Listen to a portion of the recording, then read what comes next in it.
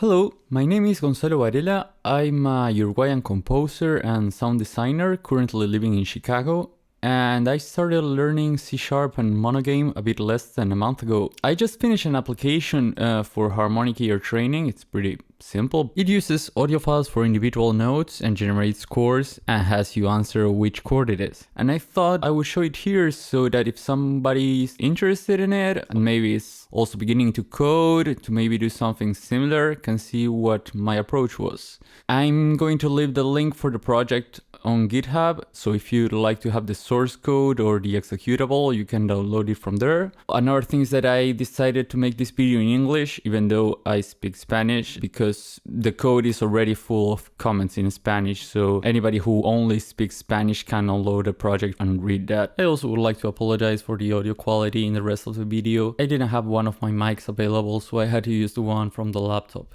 Okay, let's get started. So this is the interface, and if I click on randomize chord, I get a random chord of any of these types and in any of these inversions in closed or open position. I can randomize it several times. I can repeat it, repeat as arpeggio, slower. I can disable some particular chords with right click on these checkboxes. I can also use presets for that. The chord inversions I cannot disable manually because I thought that didn't make too much sense, but I can disable everything except for root positions so that we can have only root positions or root positions and inversions basically. Let's try how guessing works. So if I randomize a chord, we also have shortcuts. So left, right, up, all these are shortcuts. Let's repeat that chord.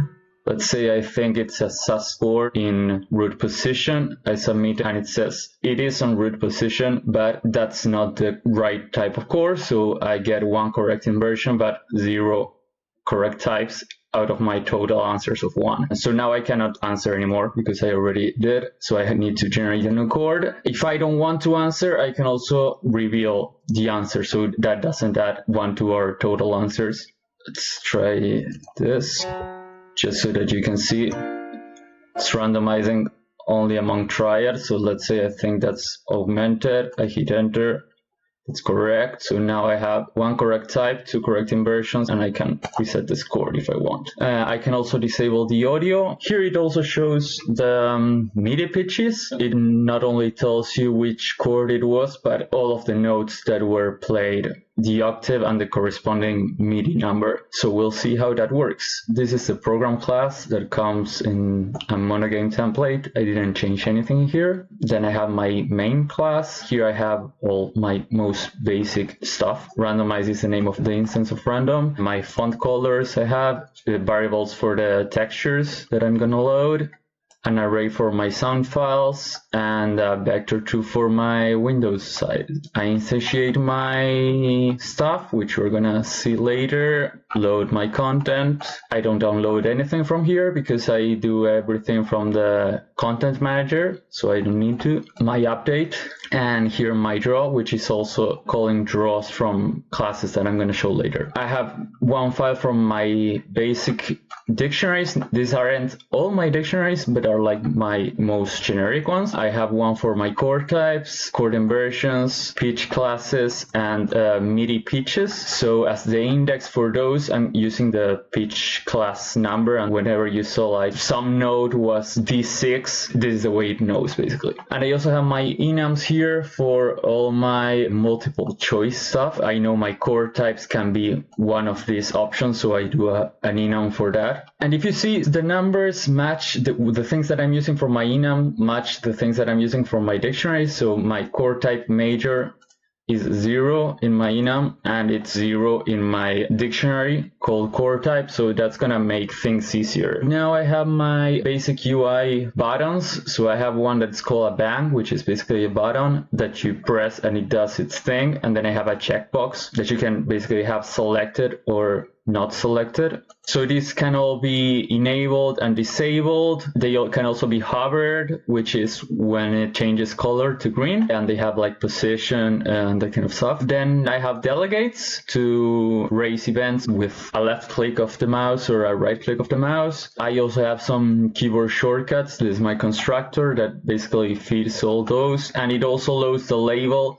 The label for the checkboxes and the bangs is composed of the thing that I actually put as label, but also the keyboard shortcuts that I put. So that's why it says like left. That's not part of the label that I write when I instantiate the checkbox or the bang, but it's added in here by calling this function, which is get keyboard shortcut text, which I'm gonna show in a bit. This is my update function, which is where I check if a keyboard shortcut that was assigned to an instance of this object was pressed, or if I'm hovering over the button, and if I'm hovering and clicking, which is when I call these functions that raise the events. I have some timer in the case of the bang just for the animation that it displays a dot for 200 milliseconds. These are the functions that raise the event. And in the draw function, I draw the bang in this case, or the checkbox, and I change the color depending on these variables. I have my audio manager class, a static class. It has a checkbox to allow audio or not. So if you click that, it mutes the volume, and yeah, it updates the checkbox and draws the checkbox. Here I have my input manager. I call this function called isKeyPressJustNow. That's because if you hold the button for 30 frames, you don't want whatever that button does to happen 30 times. You only want it to happen once. And I have a similar thing for the mouse buttons. This is my keyboard shortcut text manager. So it basically adds to the labels of the checkboxes and the buttons a text that says what the keyboard shortcut is. And it has some conditions, like you have in your keyboard probably two ones. You have one in your numeric keypad and one in your alphanumeric keyboard. So I want both of those to work, but I only want one of those to be added to the label. So here I'm basically saying if this one is included as a shortcut, don't add text for this one.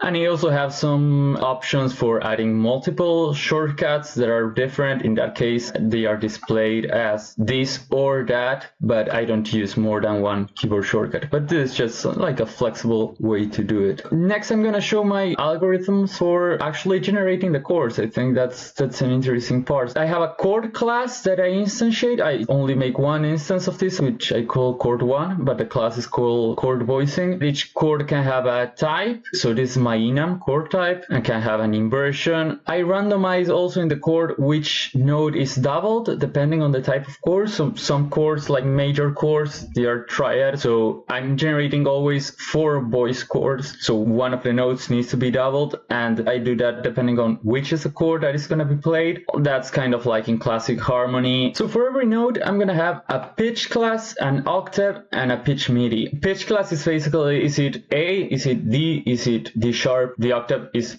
the octave.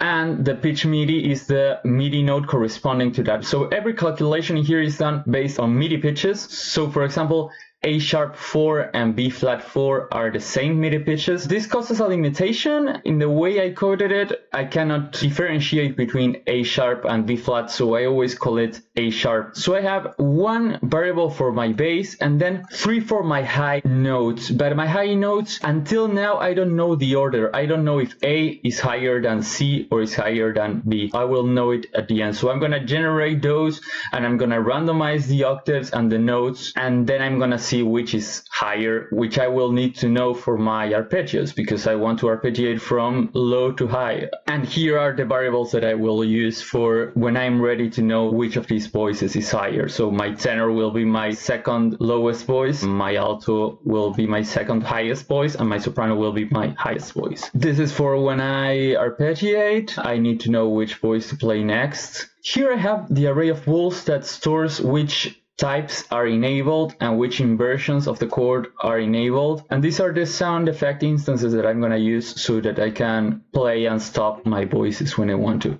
I start by generating the pitch class for my bass, and I set the bass octave to 3. So it's always 3 in this software. I call a function that randomizes among the enabled types. So not every type, but only the ones that have the checkbox enabled. I call a function to determine the other notes, so the high notes. Then I calculate the root node pitch class, which is important to answer which chord it is. I need to know which is the root. And then I assign the notes to the high voices. So I already have my notes, but I want to know which is the tenor, which is the soprano, and which is the alto. Here are the functions that we called to randomize among the enabled types, so that you can have any of them disabled and you're gonna only randomize among the ones that you have enabled. So if you have 3 options enabled, you would have a random that only generates an integer between 0 and 2, but then you would only know that those are 3 options, but you should do some mapping to know which options those are. Determine high notes. Here's a function for that. I already know the type because I randomized it, so I'm saying if this is major, the first thing I do is I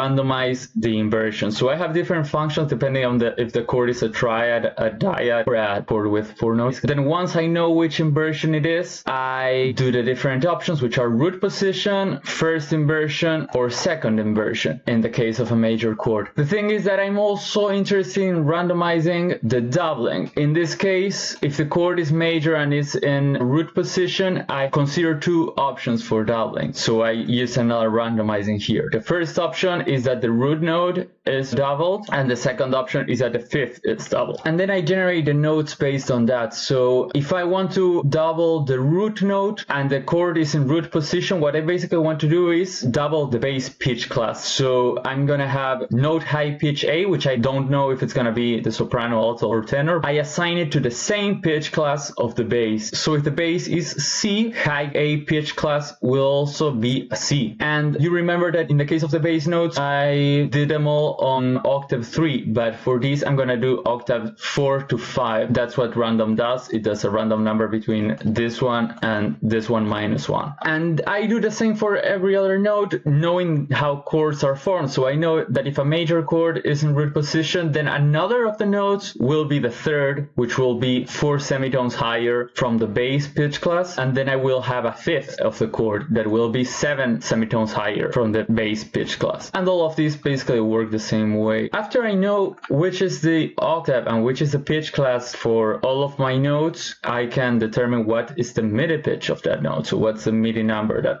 corresponds to that note. Then I have everything I need to know what is the pitch class of the root note, depending on what is the type of the chord and the inversion. Then I'm assigning the high notes to the high voices. So I'm comparing which of the high pitches is higher and calling that soprano, and the one that is lower among the high voices, I'm calling that tenor. I think there should be a better way to do this. I didn't spend too much time this works, but it's probably not the best way. So that's all for generating the chords. Now I have some functions also in this class to play the notes simultaneously, play as arpeggio. This is a function that is called when I want to stop them so that playbacks don't overlap. And this is what I do for an arpeggio. It's basically a timer, and I'm switching which note is scheduled to play. The speed of the arpeggios depends on if this checkbox that is in the chord playing manager is selected or not. If it's selected, it means you want slower arpeggios, so the time between notes is 1 second. If not, it's half of a second. Then I have some other classes: chord answering manager, chord list manager, chord playing manager, and score manager would be all in this category. These generate some checkboxes and bangs, so basically the buttons. Chord answering manager has the things that have to do with giving an answer, like submitting your answer or revealing the answer, and the text that is generated, correct type, correct inversion or wrong inversion. And then I have a function here which displays the text that you saw that says the random chord generated was X. These are all the variables that I'm using on that string. So that is all done with the information from the instance of the chord voicing class that we just saw. And all of these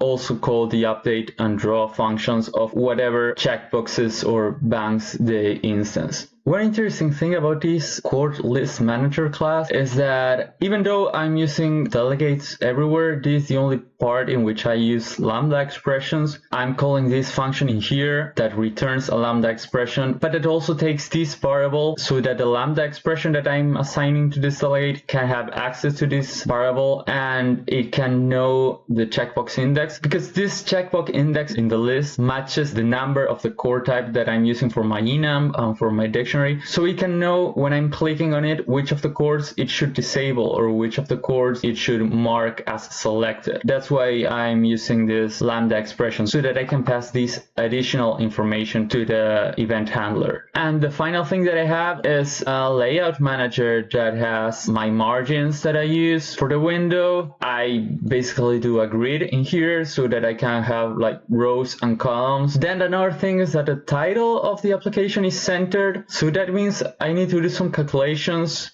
with the size of the title and the center of the window to know where should I start displaying that text. And here I have all my other text that is displayed on the program. That's pretty much it as an overview of the application. As I said, you can find it on my GitHub. You can also find the executable. It's probably not the best app for this kind of stuff, but it totally works. If you have any question or comment, just leave them on YouTube. You can also check out my website. I'm putting a link to that on the description as well, so that you can see some of the other stuff I do, which I am more proficient than coding. But again, this was super fun, and I had done Pure Data Max and C Sound, and I had also done some scripting in Contact and now also in Reaper, and in Unity you use C# for that, but I had never actually done a C# application until now. So that's a bit different and it's super interesting. I will keep learning and hopefully we'll be able to show some of that soon. Thank you for watching.